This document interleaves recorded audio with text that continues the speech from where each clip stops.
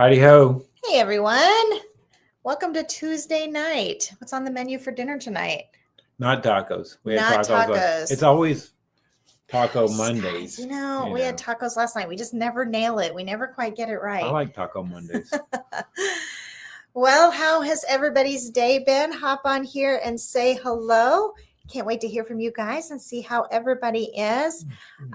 Tonight, we are going to be talking about, interestingly enough, that Warren Buffett talks about seasonality, seasonal price changes. So I was really surprised by that. Hey, if Warren Buffett says it, it's got to be right. It's got to be right? Let's see here now. I got some questions, though. Let's take a look here kind of while we're on that topic. Let's see here now. Let me add this on here. Where's everybody? You guys hop on and say hello. Hello. Okay, here's the big question. Okay. If you could save, and I'm really interested to hear your answer. Hi, Purple Drink. Oh, hey, Purple Drink. Hello. If you could save $25,000 on price, but you have to move the day after Christmas. 25,000. It's not that much for Depends on the home. No. And the hey, list price, yeah. Trey, hello from Aubrey, Texas. Hello. I'm glad you joined us tonight. All right. So the two of you that have already commented, what do you think? Would it be worth it? I mean, we did have a client close on December 27 once. We did. Good evening, Dale and Wendy. Good evening. Hey, Rhonda. No kidding. We had a couple years ago, we had a client buy a house in South Lake, closed on December 27. And between the appraisal, the appraised value, and their purchase price, do you remember how much equity they had? I don't remember. I thought we got a pretty good deal. I think we did get a good deal. Mm-hmm. It was one of those really nice older homes in South Lake that are over $1 million and stuff. Yeah. I think we had 100 or so. Yeah, on that particular one, we had our not us, but our buyer had $105,000 in equity. So literally, they got $105,000 off the price, but they had to close 2 days after Christmas. So they were. Of course, they didn't move in right away. They but were on still. vacation in the Maldives. And well, so Rhonda says she would have no problem with it. All right. Purple Drink says, yes, that would be towards the closing costs. Okay. 25,000. Who else? I personally, I don't know. I don't think I would do it. Not for moving.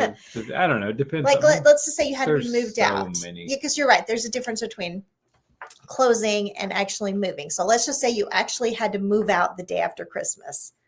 What do you think? All the time that for a $400,000 home, though, 25,000 is pretty good. Yeah, for $1 million home, it's not so much. Yeah, not so much. So. I don't think I would do it. I don't know. Maybe if it was 100,000.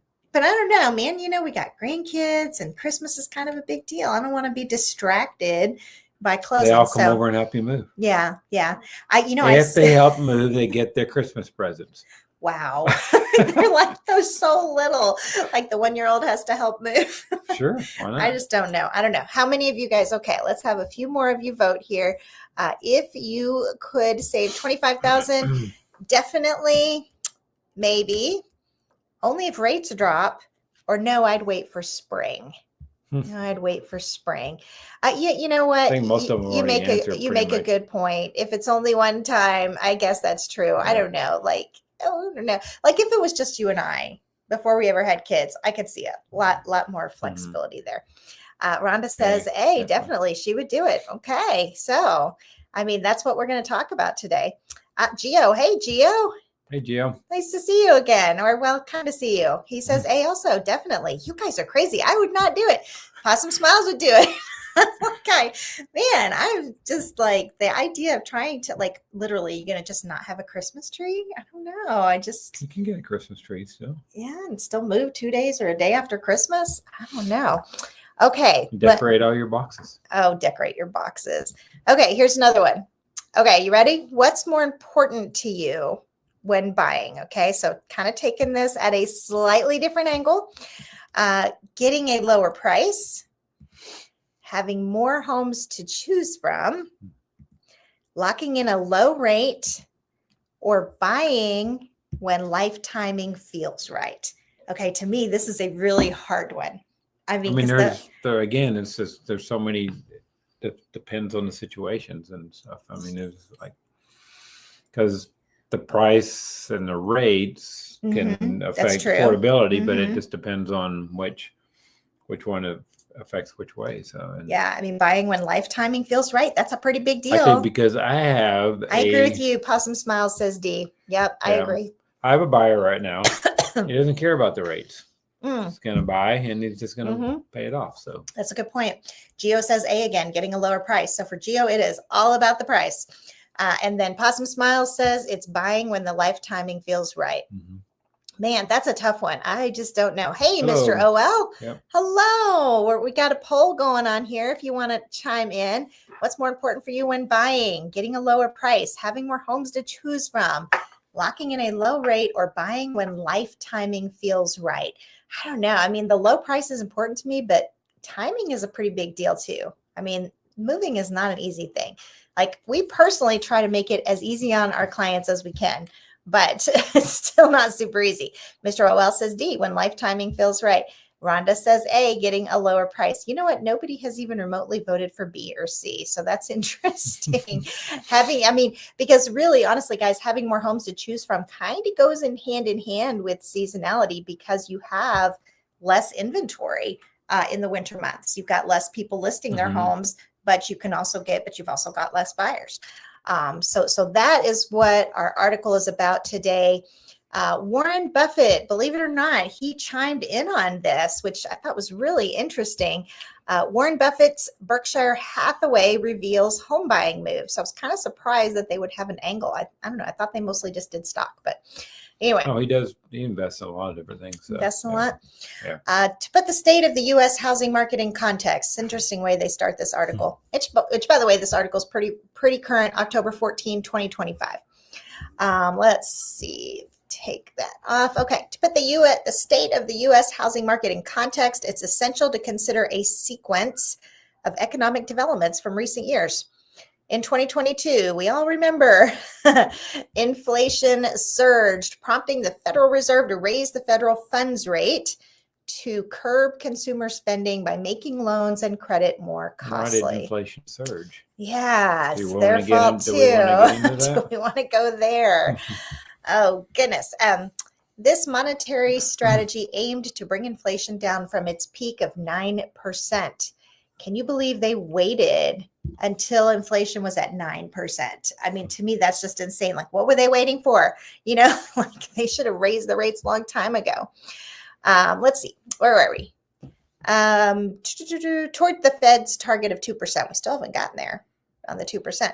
By late 2024, inflation had eased, leading the Fed to shift gears and begin cutting interest rates. I kind of think that the inflation target of 2% is not, I mean, there's too many other things that affect this. Yeah.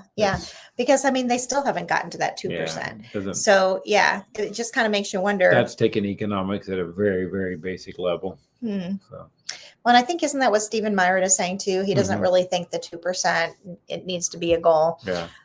Okay, let's see. Where were we? However, contrary to predictions that mortgage rates would dip below 6% following these adjustments, which it's talking about by late 2024, inflation had eased. So we're talking about a year ago, late 2024. Inflation had eased, leading the Fed to shift gears and begin cutting interest rates. Okay. However, contrary to predictions, late 2024, that mortgage rates would dip below 6% following these adjustments, they unexpectedly climbed back toward the 7% mark. And so really, timeline-wise, that's what we saw happen like in the fall. And then by December, they were back up to 7%. Yeah. And that's why we saw such a weird activity in the fall last year. They did go low. We saw prices start to go up. And then went up. So it was very, very weird how they did that. Really slow spring. It really did. Yeah. It was a really slow spring. Okay, let's see what we have here. Ongoing economic uncertainty, volatile market behavior, and lingering inflation forces have pushed mortgage rates higher. slowing down the housing sector and dampening enthusiasm among both buyers and sellers. On September 17, so now we're fast forwarding to this year, the Fed enacted a 0.25% rate cut, lowering the federal funds rate to a range of 4% to 4.25%, compared to the previous range of 4.25 to 4.5. All right. This marks the first rate reduction since December of 2024. Can you believe that it went that long at exactly Almost the a same? year. Yeah, almost a year. Wow. 9 Let's months see. at least, yeah. Driven by mounting worries over softening job data and persistent inflation, Fed officials have indicated that further rate cuts could be considered later in 2025. I don't know if we really had inflation, but yeah. Yeah, and what's really interesting right now is that the Fed meets, what is it, next week? Yep. And we still have this government shutdown, and we don't have any of the data that they would, that's true. that they would be looking at to make a decision. At. They don't have the data. I mean, they've got it hit or miss from other private sources, but hit or miss, but not where they're used to getting it from. So what do you think next week? I kind of think they're still going to cut, but what do you think? So I did see that today or this week, the investors are moving towards the safe side, and the 10-year treasury bonds went below 4%. So I saw that email too. I saw an email from Caleb about that, our preferred lender. Yeah, and some other. I saw some that and some others. Did you? Yeah, some others? Wow. So yeah, I don't know. I mean, they may. I don't know if it's even if they do drop. I don't know if it's going to make that much difference right now. What's going to make the difference is how long that stays down, and if the treasury bonds come down again. So yeah, because I think the investors are not so much looking at what the Fed's doing; is they're looking at more just to what the economy in general is doing and and where their safe investment. Yeah, they want to put their money where it's safe. Yeah. So you're so right. So true. Okay, let's see. And that would coincide with the holiday season. Okay, and that's where we're going. Beyond the possibility that mortgage rates may be coming down, sparked by the possibility of more Fed interest rate cuts on the horizon, other reasons to look at buying a home during the last months of the year present themselves. So here we go. Is it worth it? Because it is not easy. Let's see here now. If you want to celebrate the holidays by pausing your home search until next year, you may be missing an excellent time to buy a home, the company wrote on its blog.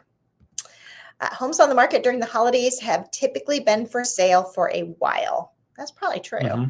The company wrote, they could be overpriced or in less than move-in condition. The owners could be recent heirs, landlords, work transferees, divorcees, or widowers. That's interesting. You know what, though? I'm going to tell you, of all of our buyers, I would guess, and you tell me if this is true, I would guess that like 9 out of 10 will say they want a move-in ready home. They don't want to fix Yeah. Very few are looking past that kind of stuff. So okay, Rhonda has a really good question here. Let's see. I was under the understanding that they could. I thought they were. The Fed can't meet during a shutdown, right? I mean, that is a great question because from what I'm reading, they are. I mean, like every article I'm reading says that they do meet next week. So that's a good question, Rhonda. Anybody who has an answer on that one, chime in because I thought they were meeting, but you're right. We're in a government shutdown. We've had a couple of clients, federal employees who have been impacted by this government shutdown in terms of like their buying plans. So it definitely lends some uncertainty. Dale's going to look it up. Okay. So, homes on the market have typically been for sale for a while. Okay. What these homes have in common are highly motivated sellers. What do you think? True? Not true? What these homes have in common are highly motivated what sellers. They were mentioning before. Yeah. Yeah. That's what you're looking for. But there's not as many motivated sellers. You've been negotiating hard with like 3 different sellers and have not been able to. Well, is that right? At least 3? Yeah. One of them's pretty motivated. Yeah. So. And we've just not been able to get our sellers to come down. Although that being said, we ask for a lot. We negotiate very hard. And so like we really require a lot when we go into the negotiation. So So we've been negotiating quite a bit. And I mean, even Dale, just right before we started, said that, this one particular seller said, nope, they weren't going to come down on price. And we're like, your price isn't even supported, but they just weren't motivated enough. So, and for their situation, they're having a house being built, so they don't have to hurry. So it kind of depends, but. So from what I can tell, I didn't read every little thing here, but basically it just says, it didn't talk about them not meeting, just says that they just won't have the data. So Now LA Jim's chiming in. Hey, LA Jim. Yeah. Federal Reserve can meet during a government shutdown because it is an independent agency. Yeah. Which I knew that, but who pays it? I mean, isn't it still paid by the government? Okay, you can meet, you can do stuff. Yeah. But that was my thought. Yeah, you're right. It's independent, but I was like, where do they get their paycheck from? And are they still, so maybe they'll meet, not get paid, but still meet. Yeah. Good questions. Okay. Let's see. What these homes have in common are highly motivated sellers. As other home buyers sideline themselves, you'll also have an easier time shopping for homes and service providers like home inspectors, mortgage lenders, contractors, movers, and others. Okay, I don't see that quite as, I don't know, at least not in the current market. What do you think? Well, not, okay. They're talking nationally probably, and this one's a bit different from nationally, but yeah. I mean, I could see that being true back in 2020 and 2021 when it probably was hard to get things lined up and appraisers. But right now, you got a lot that are just kind of sitting on their hands. They're ready to work. So I don't necessarily think that's true for the fall and winter, not here in Dallas anyway. But I do take their point. And you can save money. Yes. Now, this is the big one. Homes typically sell for more in the spring and summer than in the winter. Yeah. Guys, this is absolutely true. There's lots of data to prove that. Yeah. Going way back. A good 10 to 12% between January and June every single year. So even when year over year, we don't see much price movement like this year, 2024 to 2025, I think we saw like year over year, we saw like maybe 0.5%, right? And so we were like, oh, this is a really sluggish year. We still, between January and June, saw like 10%. Okay, so even in years where prices really aren't going up, there's literally never been a year that the Metroplex as a whole didn't have prices go up between January and June. Okay, so January to June is that seasonal component.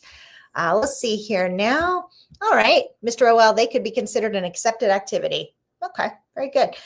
Okay, Geo, thank you for funding. They're funded primarily by interest earned on government securities and fees charged to institutions. Okay, well, there's our answer about the Fed. Thank you, Geo, about the Fed meeting during a government shutdown. So they can meet, but they're missing data.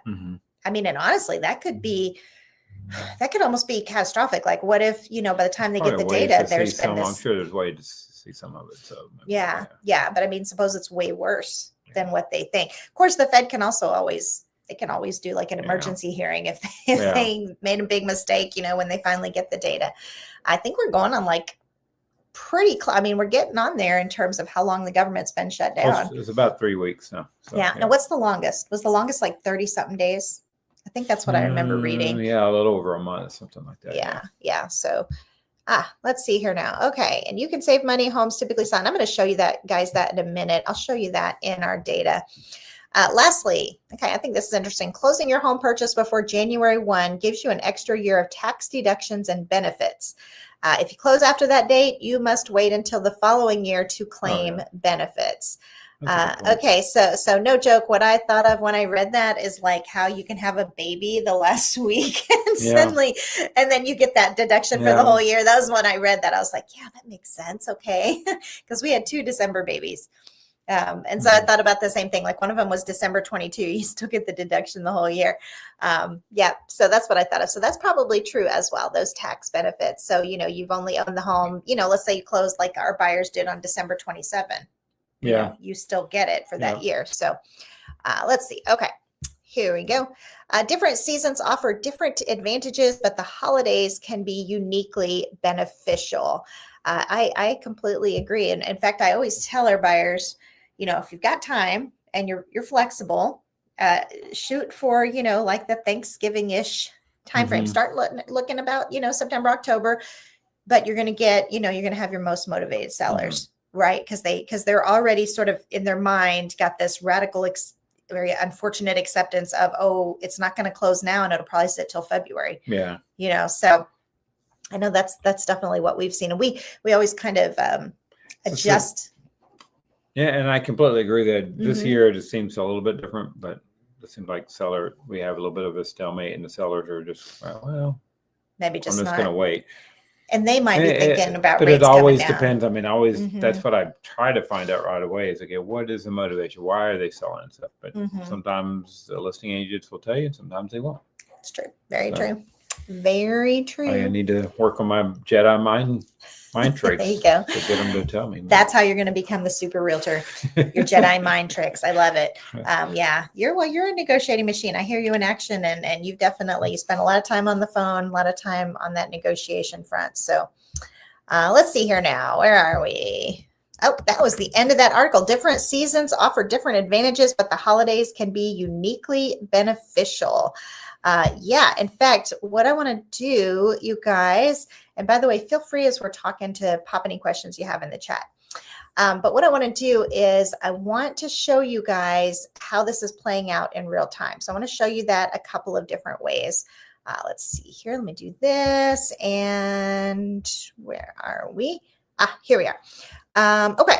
I want to show you guys what we're seeing in real life, real time, what we're seeing. And then I'll show you also kind of a big picture as well. So you can kind of see right here is June. And so when I talk about like June to down to January, you can already see how we're kind of following this lower trajectory. Here, I know 2024, we've talked about that, how that was a little different.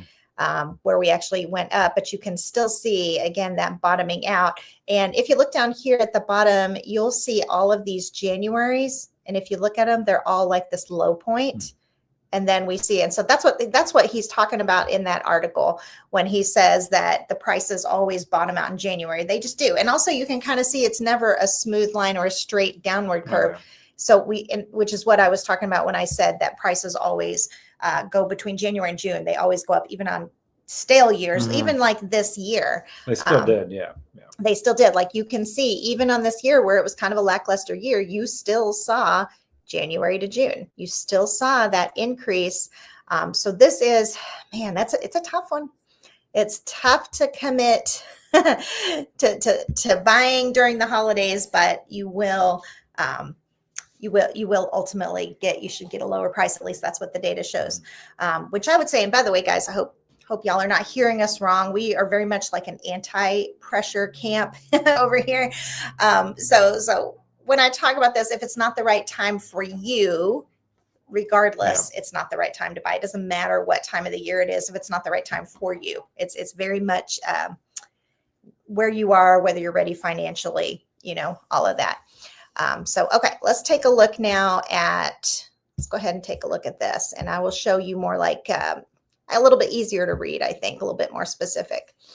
Okay, let me get back over here to the beginning. Okay, so we have right here. So I just wanted to give you a glimpse in time as to where we're at. And by the way, again, if you have any questions, anything you want us to answer about new construction or anything else, pop it in the chat. Okay, so entire Metroplex. All right. As of now, we are down 1%. So negative 1.1%. Okay. So, and so we would expect things to be going down. This is going to be year over year to kind of give you an idea also, but we're still seeing, this is going to show you, okay, prices are going down. Active listings are still up. New listings are up. Okay. Pending sales are down. So all of these point to, think about what I'm talking about here, that the listings are up, but the pendings are down. Okay. Closed sales are up. Okay. Which is interesting. Days on the market are up. That makes sense. 21%. Months of inventory is up by 6.1%. And that covers the Metroplex as a whole. Okay.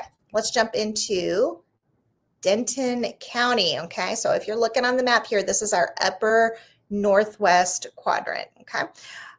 Seeing a lot of growth there. Okay. Median sales price down 6.5%. All right. That's considerable to be down by that much, 6.5%. Okay, active listings are up 22%. Last year at this time, they were up by 40%. So not quite as much out there as there used to be, as there was last year. Okay, new listings up 8%. Pending sales up 1.9%. Closed sales up 6%. So we are seeing some activity. Mm-hmm. Days on the market up 25%. Wow, what do you think about that? That's a pretty big deal. 25%. And this is Denton County, up 17.9%. Months of inventory. Okay. Denton County, we are seeing, I can tell you right now, we're seeing a lot more business in Denton County. And I talked about this in a video recently, how most of, like in the past year, most of the time we would be working with Salina buyers. We saw a lot more people. Salina was very hot. And that's kind of shifted a little bit to where it's become more balanced. A lot more new communities out there. And Hillwood is doing an overall just major project covering from like Alliance all the way up through, North Lake. I don't know if it's going all the way up into Denton, but pretty much is like that whole area. They're just trying to revitalize that whole area out there. So with commercial and retail and industry and residential and everything. So, yeah. And I was thinking, I think our agents are still plenty of on the north side. I think if you were kind of collectively, it's more that like last year, it was like almost entirely on the north side. Yeah. And so now it's a little more balanced where we're seeing on the west side and the east side and the north side. I would say of all of them, our south side is where we're still seeing the least amount of activity. Just don't see as much there. It's more the north, the east, and the west. What do you think between east and west? Which one do you think is getting more? Probably west. I think so too. I haven't been seeing as much east. Yeah. There's some good. I like the east side. I really do. I like Rockwall a lot. I just think that's a really neat place. But yeah, I would say west side as well is probably getting more than the east side. Okay, so let's take a look. So that was Denton County. Okay, now Collin County. Okay, and traditionally this is the one north side. Yeah, this is the one that I'm talking about. Traditionally has been the most in demand, where we just saw that so much demand there. Okay, so median sales price down 6.1% in Collin County. Active listings, wow, up 30%. You can kind of see that you can kind of see just how much we've seen over the last few years in the inventory. Because remember, this is the area that was just so hot. All right, new listings up 20%. Pending sales up 3.7%. Closed sales up 8.1%. So you're kind of seeing some things are closing. Yeah. For sure. It's just not kind of keeping up as fast as it was. Yeah. Days on market up 32%. Wow. I thought that 25% guys, I haven't been showing it to you all this time. I'm sorry. I thought that Denton County up 25% was something, but wow. 32%. Okay. Now you guys can see this. Months of inventory, 20.5%. Okay. Let's see. All right. Now we're in Tarrant County. Okay. So this is going to be right here. This is the Denton County. Over here is Collin County. Okay. So now south of Denton County, we talk about south of Denton County, we talk about Tarrant County. Okay. Let's see here now. All right. Median sales price here down 0.2%. So of all the ones we've seen so far, this is, down the least. Active listings up 2.5%. So this one is not being saturated as much either. There's not a lot of stuff going on in that part anyway. So, but yeah. Keep going. That's okay. See. Oh, okay. I'm going to say we'll see compared to Dallas County. The Dallas County is probably even less. So, but yeah. Yeah, you're more landlocked. Okay. Yeah. New listings 0.9%. Pending sales down 5.6%. Okay. So yeah, kind of stale here. But closed sales up 6.2%. Days on market up 2.9%. And then months of inventory, 2.6%. Wow. So that kind of gives you a snapshot of Tarrant County. And I've even got, I've got some people asking, let me check in here. Geo says Wow, that's 6% drop year over year and listings way up in Denton. Absolutely. Mhm. Absolutely. And yet we're over here saying that's the one we're seeing a lot more demand in. So imagine if we weren't. Yeah. It's like, it would be way worse off, way worse off. Okay. And she said, how is the South Fort Worth market? Crowley. We Yeah. just looked at So it. yeah, we did. We just looked at it. So that lined up well. I tell you what. It's- Yeah. There's not new communities down there anymore. In Like so Crowley? much. We've closed some. Well, yeah, in but Crowley. I mean now though, Mhm, that's what mhm. I'm saying. That would. I have had some fun closings in Crowley. I'll tell you what I like about Crowley Amp is you just get bigger yards there. The new construction, it's routinely 60 by 120, and that's in like $350,000 homes. It's just the yards are more of a generous size, and so I've always enjoyed the ones that we've closed in that Crowley area. Okay, and Mr. OL says, what new communities are sprouting up in the West Alliance North Lake area in 2026? We've got some exciting new stuff going on there in the Where? West Alliance North Lake area in yeah. 2026. So there's new communities. So there's Wildflower Ranch, pretty good size. Yep. It's good size. It's not completely new, but I mean it's right in the south part of Justin, just west of the North Lake area of actually it's real close to the north. Was it Northwest High School? Yeah, real close to that. Right across the highway, almost to 114. And then there's in Justin, you have Timberbrook that's been there for a while, but it's growing more. They have a lot more new build going on there. Tree Line, it's brand new. It's a Hillwood community. I'm excited about that one. It's a nice community. I just don't like the location of it, but it's nice. So right there, you come off of 114, go north, you have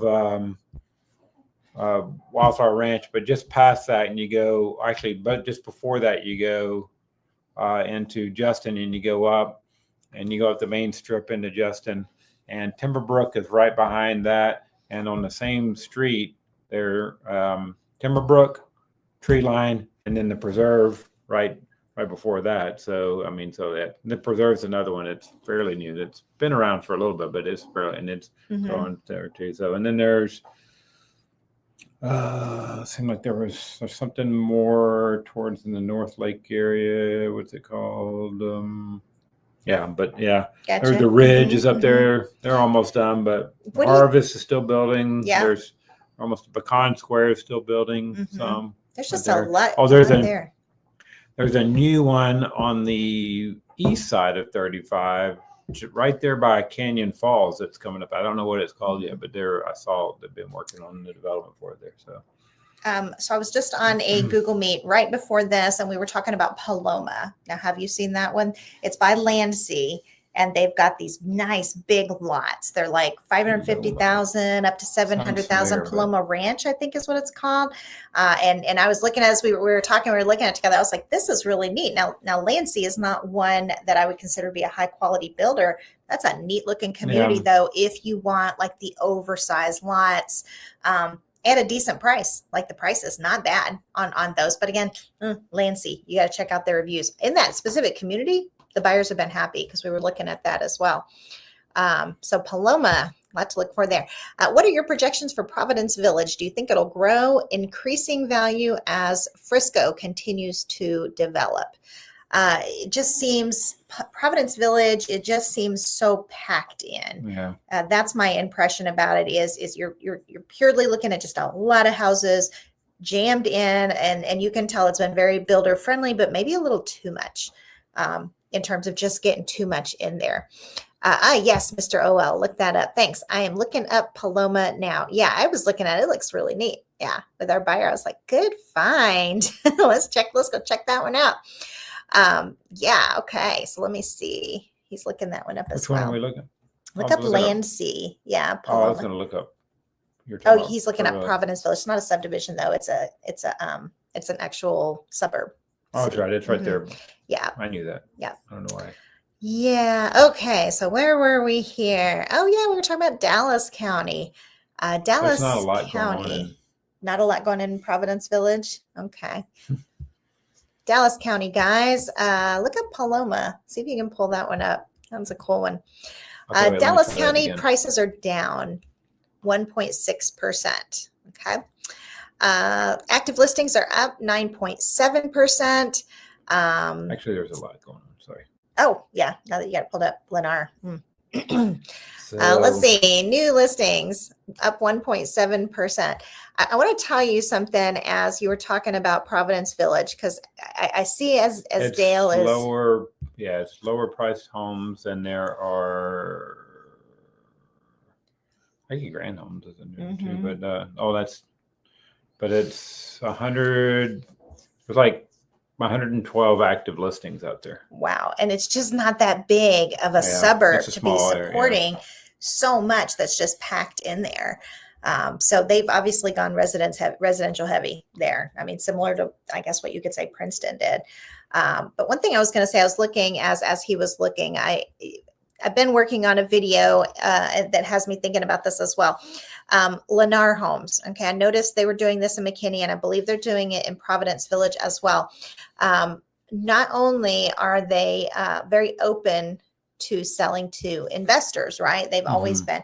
Now they're actually doing like workshops and all of this, like they're training people in how to invest. They're that much like, so any community that's got like one builder and one builder only, and that builder is Lennar, man, they're packing in the investors. They're saying, hey, let's make this into a rental community. Let's sell as many rentals as we can. Well, both Lennar and D.R. Horton across the nation are building rental only communities. Right, but these aren't even necessarily rental only. I know, but they're leaning right now because they can put out a lot, and that's And Warren Buffett is actually invested in because they're selling a lot. So. Yeah, their stock's gone up on both of them. So. Okay, so literally on these listings, you can click on it, and instead of showing a house, it shows their advertisement for an investment workshop. So they're not even trying to hide it anymore.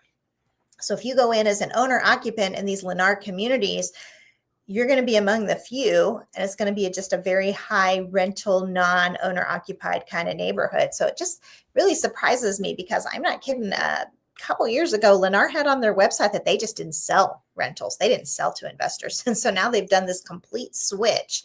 So it's just been really surprising to me. What you're talking about, Paloma? Are they all like the big 1/2 acre ones? Paloma Ranch, I believe was what it was called. You're talking about a different place. Because there's a lot of different Palomas. So that's I was thinking of the one over in Little M. So no, this is in, I don't remember what we were talking about. Let's see. So where were we? Oh yes, Dallas County. All right. So our new listings are up 1.7%. Pending sales down in Dallas County. Closed sales down. Let's see. What else do we have here? Days on market up 33%. So that's another one up in the 30%. That's crazy how much longer these houses are sitting. And you have to picture, guys, that this is year over year. So typically homes sit longer on the market anyway. But now really this year, just 33% longer. Months of inventory up 9%. And now we're at Rockwall County. So again, if you guys can picture, up here is going to be Collin County up in this area here actually is Collin County. And then we've got Denton County again. Remember, then we had Tarrant County, Dallas County, and now we're talking about Rockwall County, which is way smaller, whole lot smaller. Okay, let's see what's going on in Rockwall County. All right, median sales price. Wow, you guys, check that out. It is down 8.4%. Wow. That is a lot. That is a pretty big. I mean, if you think about the fact that 10% is kind of heading into like what you would call crash territory, being down 8%, that's pretty significant for a whole county. What will be interesting though is if it's consistent, if it's a trend, or if it's just an unusual, occurrence. But down 8.4% or something maybe. Yeah. Now active listings up 16%, new listings up 8%. Pending sales down 2.1%. Closed sales up 11.7%. So you're still seeing some activity. And then your days on the market, again, up 31%. So I believe of the communities that we've looked at so far, 3 of them have been up, right? 3 of them have been up by 30%, their days on the market. So it's really interesting market shifts that we're seeing here. Okay. Months of inventory up 6.7%. And now we are in Kaufman County. So just real quick on those, that was Rockwall, right? So this is Rockwall County. They do have some new communities out there, though. Yeah. So, I mean, kind of like really brand new communities. So, so there's still a lot of stuff going on. Yeah, I think too, like you have to think like you have Rockwall, which is probably a more higher priced, your higher priced suburb, but those numbers for Rockwall County are going to be influenced by like Roy City, which is very much like you've got a lot of just Roy City high, Roy City and Fade are going to be influenced by that. So my favorites, of course, are Rockwall, McClendon, Chisholm, Heath. I like that kind of Sunnyvale. I like those. So. Yeah. Okay, let's see here now. All right, now we are on Kaufman County, which is on the south side. You always tell looking at, both Rockwall and County, how much more you have that's undeveloped. And so when we go through these numbers and you see all this green, that really tells you how densely active the Forney area is. I mean, because like you're getting a lot of intel from here, considering this is all like really small numbers, right? So Kaufman County there, let's take a look. Our median sales price is up 2.2%. That's the first one, I think, where we have seen median sales prices up. Active listings are up 4%. New listings are up 5.4%. Pending sales up 6.6%. Closed sales are down 7.8%. And the days on market, golly, another one at up 31.8%. So that makes 4 now. And we've only covered 6 counties, and 4 of them have their days on market up by 31%, 30% or more. Months of inventory is also up 1.9%. All right. Now this is our last one. I always like to include this one, even though it's not known like hugely, but it's I think it's catching up. Ellis County. Yeah, there's definitely, and there's some news stuff going on down there too. Yeah, there certainly is. There certainly is. So this is Ellis County. Your most popular here are going to be like Midlothian and Waxahachie. You're going to hear about those a lot. Well, there's some of this entails like the South Grand Prairie area there, right in there. Like there is a new one just starting up, Lake Song Ranch. Oh yeah. Or Lakes, or just was it just called Lake Song? Yeah, but it's like a lot of mid-range builders, so. It's going to be pretty, like 5,000 homes they're talking about. So. Oh, wow. Doesn't it just amazes me that they come in with that level of volume? And then they got that other one, Goodland. So yeah. I'm not a huge fan of Goodland. But I think that's more Johnson County, really. But I'm not a huge fan of Goodland. I don't like the access. I think it's just really dangerous. Their primary access into that community is onto like a major, highway that doesn't have like an access road. You know what I'm saying? Like you have to literally accelerate instantly. So I'm just, for that reason, not a huge fan of Goodland. But okay, let's keep looking here. Median sales price is down in Ellis County, 1.7%. Active listings are down 2.7%. New listings down 0.8%. Pending sales are down. So a lot of down going on here. Down 5.6%. Closed sales are up 4.7%. Days on the market are up 16%. So not quite as bad as what we were seeing, but still up. And then months of inventory down 7.7%. I think this is the first one we've really seen that months of inventory be down. That's true. Because but last year they really had a high inventory. They had a lot, and just had to slow down. So. Well, Deidre says, thank you for the insight. You are more than welcome.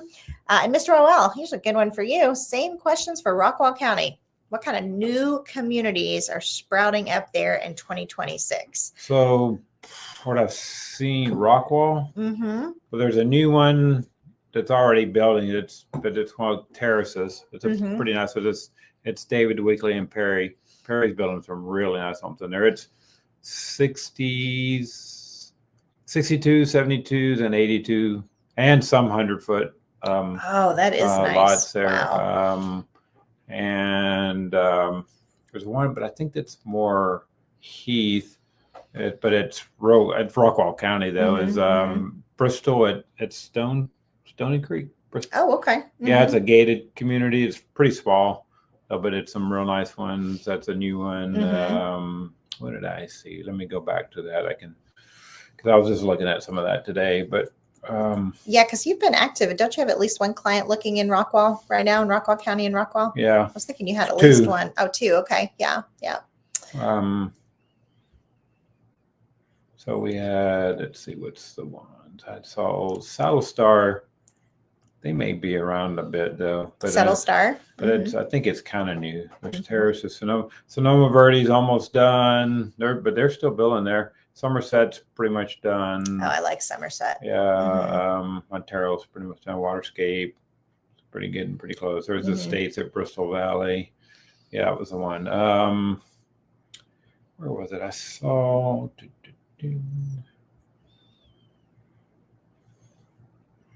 He's a looking, guys.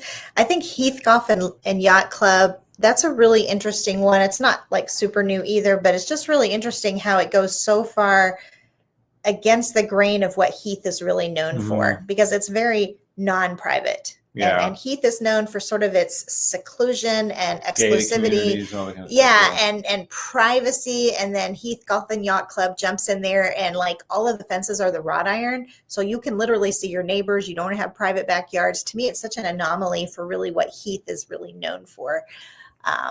All right, let's see here now. Considering your home is also an investment, Eastridge, McKinney, or Lowry Crossing, Princeton, which would you choose as best return on investment in the next 5 to 7 years? Wow, it's interesting you asked that, Deidre, because I actually just am recording a video tomorrow where I'm talking about like McKinney under 350,000. And so I've just been studying on those as well. Eastridge has, I think, the better amenities. And anytime you can get a McKinney ISD, that's a little bit more desirable.